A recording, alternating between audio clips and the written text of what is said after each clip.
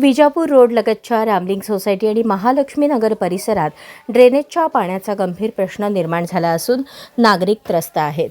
मोठ्या नाल्यातील पाणी वाहून न जाता उलट ओव्हरफ्लो होत असल्याने घाण पाणी रस्त्यावर साचत आहे.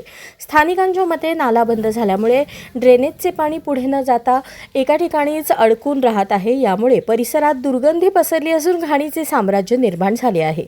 विशेष म्हणजे काही ठिकाणी पालिकेच्या कर्मचाऱ्यांनीच पाण्याचा मार्ग अडवल्याचा आरोप नागरिकांकडून करण्यात येत आहे. या समस्येमुळे लहान मुले, महिला आणि ज्येष्ठ नागरिकांच्या आरोग्यावर परिणाम होत असून अनेक जण आजारी पडत असल्याच्या तक्रारी आहेत.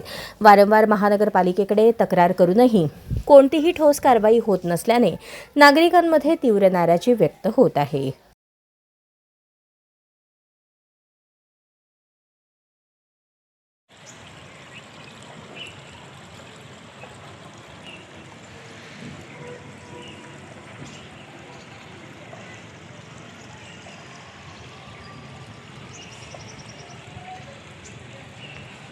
महालक्ष्मी सोसायटी ना इकडची रामलिंग आहे आपली, त्याच्यामधला नाला आणि परत दुसरं आणखी पुढे दाखवतो.